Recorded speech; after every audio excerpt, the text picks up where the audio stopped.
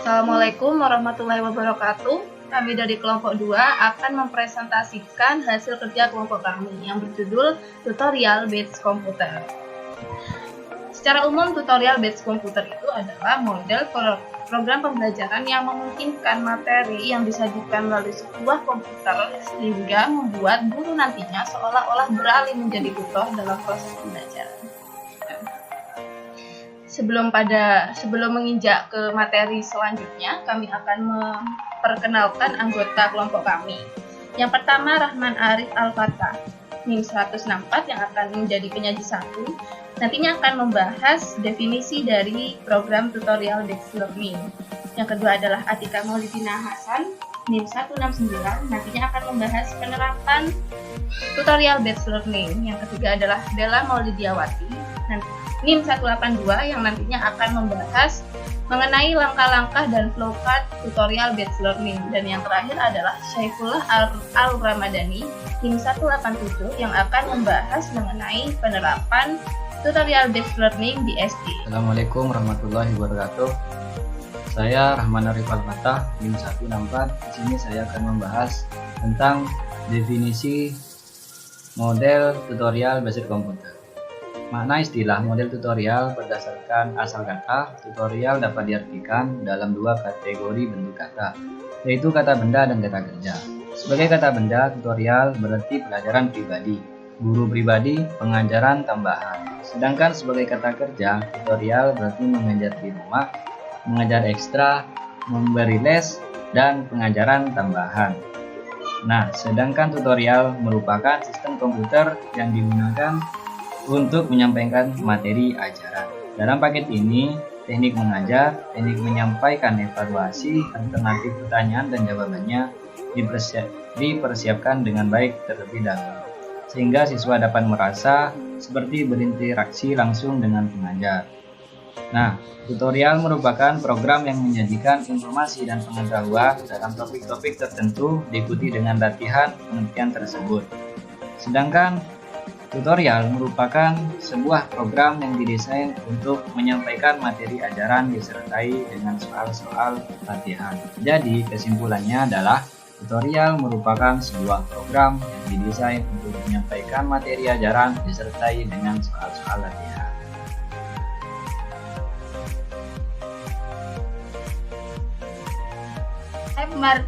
Materi kedua yaitu Bella Maulidiawati. Saya akan menjelaskan tentang langkah-langkah penerapan model tutorial based computer. Yang pertama yaitu pengenalan, yang terdiri dari judul program, penyajian tujuan, petunjuk, stimulasi prioritas pengetahuan, dan juga inisial kontrol siswa. Yang kedua yaitu penyajian informasi. Penyajian informasi ini berbentuk dalam materi yang berguna untuk menggunakan aplikasi tersebut. Ketiga yaitu pertanyaan dan respon. Pertanyaan dan respon ini memberi pertanyaan kemudian memberi respon yang berbentuk keterangan dan juga penilaian. Yang keempat, penilaian respon, yaitu memberi penilaian. Yang kelima, pemberian feedback tentang respon, yaitu penggunaan keterangan atas hasil yang diperoleh dalam menjawab pertanyaan dan respon yang diberi, maka aplikasi tersebut memberi feedback dalam bentuk saran untuk pengguna. Yang keenam adalah pembetulan. Pembetulan dapat dilakukan setelah penggunaan membuka kunci jawaban. Yang ketujuh adalah penutup, yaitu aplikasi selesai dijalankan. Selanjutnya saya akan menjelaskan tentang flowchart. Flowchart ini sendiri adalah untuk menuangkan konten dan sistem pembelajaran berbasis komputer ke dalam program CBI, dilakukan melalui pembuatan bagan alur. Nah, ini adalah contoh dari pembelajaran berbasis komputer modul tutorial.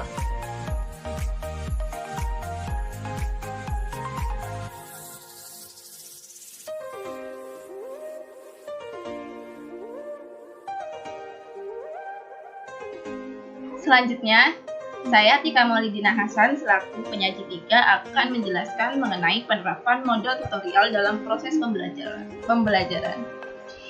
Yang pertama, komputer menggantikan peran guru sebagai tutor dalam kelas. Ya, tutorial batch komputer memungkinkan nantinya terjadi pertukaran peran antara guru dan komputer. Jadi guru itu akan menjadi tutor, sedangkan komputer itu berperan sebagai guru yang akan menyajikan materi atau konsep di dalamnya. Jadi siswa tersebut akan ditunjukkan sebuah konsep atau materi itu melalui komputer.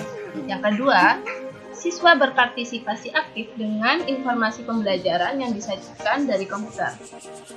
Ya, tutorial batch komputer memang sangat memungkinkan siswa untuk berpartisipasi aktif dalam proses pembelajaran. Selain berpartisipasi aktif, siswa juga dibiasakan untuk belajar mandiri. Artinya, dalam tutorial batch komputer ini memungkinkan siswa untuk belajar sesuai dengan kecepatannya masing-masing tanpa dipengaruhi oleh kecepatan siswa yang lain. Yang ketiga adalah penerapan model tutorial, penyajian materi, kemudian penyajian latihan soal pada siswa, setelah itu pemberian feedback. Jadi, konsep dari model tutorial ini adalah penyuguhan beberapa subbahasan, tapi di masing-masing subbahasan tersebut nantinya siswa akan diberi latihan soal. Nah, di latihan soal tersebut nantinya siswa akan diberikan feedback, benar atau salah. Kalau benar, nantinya siswa akan dilanjutkan ke sub pembahasan yang selanjutnya. Seperti itu. Ini memungkinkan siswa untuk berinteraksi lebih aktif dalam proses pembelajarannya. Yang kedua adalah fungsi. Fungsi yang pertama adalah kurikuler. Fungsi kurikuler ini adalah sebagai pelaksana kurikulum sebagaimana telah dibutuhkan bagi masing-masing modul dan mengomunikasikannya kepada siswa. Yang kedua adalah fungsi pembelajaran, yakni para siswa melalui program tutorial batch komputer ini akan belajar lebih aktif dan mandiri serta berinteraksi secara interaktif terhadap program komputer yang telah dirancang dan ditetapkan. Yang ketiga adalah fungsi diagnosis atau bimbingan. Jadi tutorial batch komputer ini membantu siswa yang mengalami kesalahan, kelambanan, masalah dan lain sebagainya berdasarkan hasil penilaian baik formatif maupun sumatif, sehingga siswa mampu membimbing dirinya sendiri melalui program berbasis komputer tersebut. Yang keempat adalah administratif, yakni melaksanakan pencatatan, pelaporan, penilaian dan teknis administrasi lainnya sesuai dengan tuntutan program CBI. Yang kelima adalah personal, yaitu memberikan keteladanan kepada siswa seperti penguasaan mengorganisasikan materi, bagaimana cara belajar, sikap dan perilaku yang secara tidak langsung mengugah motivasi belajar mandiri dan motivasi siswa dalam untuk berprestasi lebih tinggi. Selanjutnya adalah kelebihan dan kekurangan. Jadi tutorial batch komputer ini memiliki kelebihan dan kekurangannya. Kelebihannya yang pertama, menyuguhkan pelayanan individual dan spesifik. Jadi, melalui tutorial batch komputer ini, segala bentuk permasalahan siswa akan dilayani secara individual. Dan otomatis pelayanan individual ini akan menghasilkan dampak yang baik juga. Yang kedua adalah, siswa bisa belajar dengan kecepatannya sendiri tanpa dipengaruhi kecepatan belajar teman lain. Artinya, tutorial batch komputer ini memungkinkan siswa untuk belajar lebih mandiri dengan kecepatannya sendiri. Jadi siswa tidak perlu menunggu siswa lainnya apabila ada proses pembelajaran siswa lain yang terlalu lambat misalnya, atau tidak terburu-buru apabila siswa lainnya terlalu cepat. Jadi siswa bisa belajar sesuai dengan kecepatannya sendiri. Hal ini akan memberikan dampak positif nantinya. Selain memiliki kelebihan, tentunya model tutorial ini memiliki kelemahan. Kelemahannya yang pertama, sulit diterapkan pada pembelajaran klasikal yang memiliki siswa dalam jumlah banyak. Tentu saja karena guru mungkin akan kelabakan atau tidak optimal dalam memberikan pelayanan terhadap siswa dalam menjadi tutor untuk siswa dalam menerapkan model tutorial batch komputer ini. Yang B, jika tetap dilaksanakan, diperlukan teknik mengajar dalam tim atau team teaching dengan pembagian tugas di antara anggota tim. Selanjutnya dengan saya Saifullah Al-Ramadhani, saya akan menjelaskan tentang penerapan model tutorial dalam proses pembelajaran SD. Penerapan model tutorial based komputer di SD tidak menutup kemungkinan untuk diterapkan bila memenuhi syarat sebagai berikut. Yang pertama, sarana dan prasarana yang tercukupi. Yang kedua, adanya kemampuan guru dan siswa untuk mengoperasikan perangkat komputer. Untuk penerapan tutorial based komputer, apabila dua hal tersebut bisa dikontrol, maka penerapan tutorial based komputer di SD akan berjalan dengan lancar. Tutorial based komputer di SD sangat menguntungkan bagi guru, karena based komputer di SD ini bisa menjadikan guru sebagai fasilitator, tutor, dan fasilitator, sehingga murid mudah mengerti jika diterangkan menggunakan penerapan model tutorial based komputer ini. Terima kasih. Wassalamualaikum warahmatullahi wabarakatuh. Selanjutnya kami akan menampilkan produk tutorial based komputer hasil kerja kelompok kami. Materi yang kami buat adalah zat tunggal dan campuran. Ini ada animasi judulnya, dan ini adalah animasi loading di scene awal. Kemudian di scene kedua ada 5 opsi. 1. Petunjuk, kedua indikator, 3 profil, keempat materi, dan juga evaluasi. Yang pertama yaitu petunjuk. Dalam program ini disajikan dalam bentuk materi dan latihan soal pilihan ganda. Yang kedua, baca dan ikuti petunjuk atau perintah yang ada. Yang ketiga, yaitu kerjakan soal dengan benar di setiap materi untuk bisa lanjut ke materi selanjutnya. Keempat, kerjakan seluruh soal evaluasi dengan jumlah soal 10 butir. Kelima, pilihlah jawaban yang paling tepat karena jawaban kamu akan direkam dan akan dievaluasi pada akhir program. Yang keenam, yaitu nilai akan ditargetkan pada program pembelajaran ini adalah 70 ke atas. Yang ketujuh, yaitu tanyakan pada tutor apabila menemukan kesulitan dalam menggunakan program pembelajaran ini. Yang kedelapan, selamat belajar. Ya, jadi intinya petunjuk ini berisi petunjuk penggunaan produk kita. Nah, ini sesuai dengan konsep dari tutorial based komputer yang telah kami presentasikan, bahwa nantinya di tutorial based komputer nantinya siswa akan diberi bahasan terlebih dahulu, kemudian nanti akan diberi pertanyaan, siswa menjawab, kemudian diberi feedback, salah atau benar. Kalau benar nantinya siswa akan lanjut, kalau salah diulang lagi materinya. Kemudian setelah itu ada evaluasi. Nah, di evaluasi ini siswa menjawab soal, kemudian nanti siswa diberi nilai. Di sini juga ada KKM-nya yakni 70, sehingga siswa bisa mengetahui apa belajarnya itu sudah tuntas atau tidak. Kalau tidak, siswa bisa mengulang materi dari awal. Ini ada panah, kembali, ini selanjutnya. Ini kembali ke Baiklah, selanjutnya di sini ada indikator. Indikator ini menjelaskan perbedaan materi zat tunggal dan campuran, serta mengklasifikasi contoh dari materi zat tunggal dan campuran. Tujuannya adalah melalui kegiatan menyimak tayangan multimedia interaktif, siswa dapat menjelaskan perbedaan materi zat tunggal dan campuran dengan benar. Yang kedua, tujuannya melalui kegiatan, siswa dapat mengklasifikasi contoh dari materi zat tunggal dan campuran dengan benar. Intinya di sini ada indikator dan tujuan materi atau bab yang kami sampaikan melalui produk kami, yaitu zat tunggal dan campuran. Kita klik kembali. Yang selanjutnya adalah materi. Materi adalah setiap objek atau segala sesuatu yang menempati ruang dan mempunyai massa. Contoh dari materi misalnya air, batu, pasir, tanah, kayu, besi, emas, plastik, dan oksigen atau udara. Materi yang banyak jenisnya tersebut dapat dikelompokkan menjadi benda padat, cair, dan gas. Berdasarkan komponen penyusunnya, materi dibedakan atas zat tunggal dan campuran. Dan selanjutnya, jadi ini intinya di scene materi kita bisa melihat materi pembelajaran yang akan kami sajikan pada siswa. Di sini ada pengertian materi, ada pengertian zat tunggal dan campuran.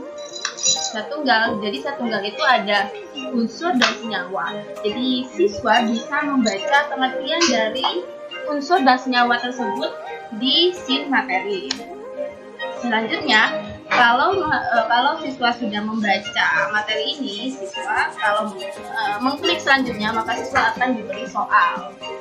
Jika siswa bisa menjawab soal ini, nantinya akan ada 2 soal.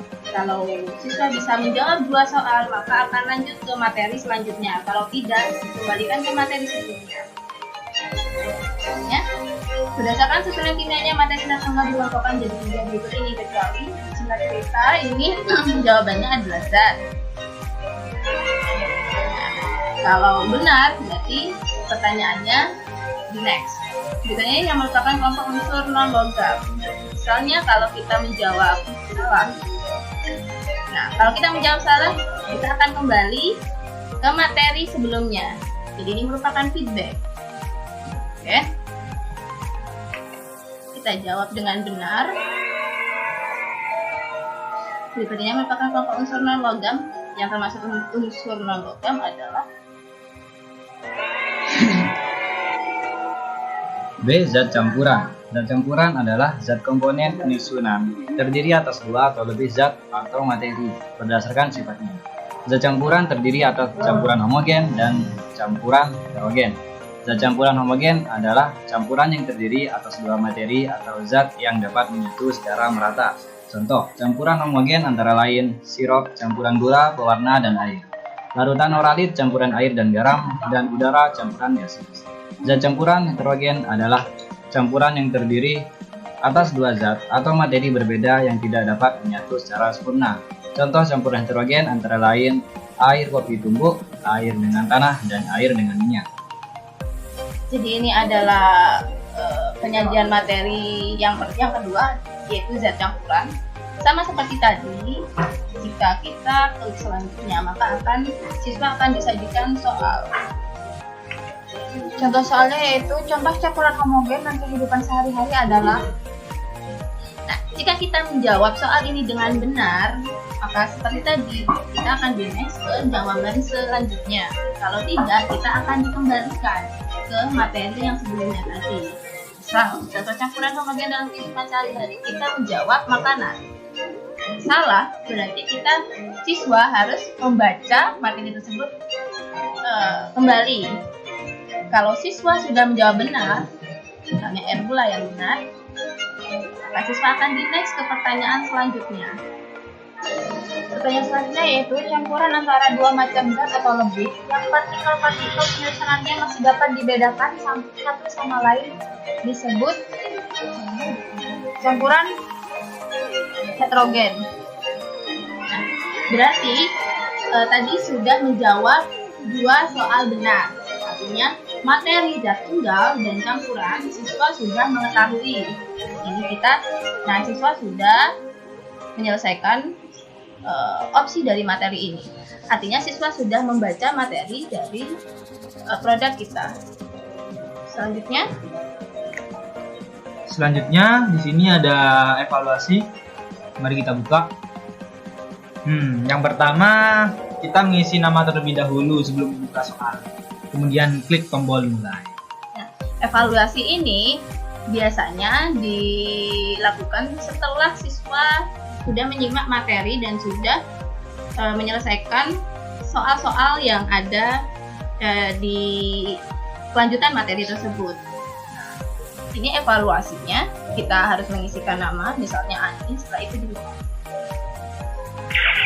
Nah, di sini ada 10 soal evaluasi, nantinya siswa akan menjawab 10 soal ini, kemudian nantinya akan dinilai.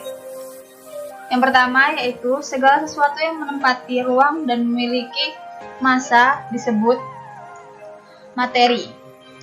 Misal langsung di skip saja. Jadi intinya siswa menjawab 10 soal ini, kita random saja jawabannya.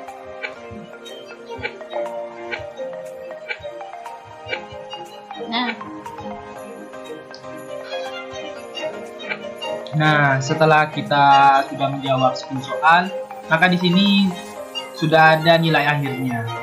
Nilainya adalah 40, benar 4, salahnya 6. Kriteria ketuntasan minimal 70. Sehingga jadi karena KKM-nya 70, berarti siswa kurang dari KKM, artinya siswa tidak harus mengulangi materi tersebut. Jadi siswa bisa mengulangi materi dari awal. Kalau sudah lulus KKM, siswa bisa keluar. Jadi itulah mengapa tutorial based komputer ini dikatakan bisa memungkinkan siswa untuk belajar secara mandiri sesuai dengan kecepatannya sendiri. Artinya pembelajaran siswa satu dengan siswa lainnya itu tidak saling terpengaruh. Oke, misalnya kita klik keluar. Kalau klik keluar ada iya atau tidak. Jadi kalau iya kita akan exit, kalau tidak ya kita kembali. Nah, kalau siswa yang ini, siswa yang tidak lulus, itu bisa mengulangi materi dari awal. Oke, seperti itu kira-kira evaluasi atau keseluruhan dari produk tutorial based komputer yang kami presentasikan.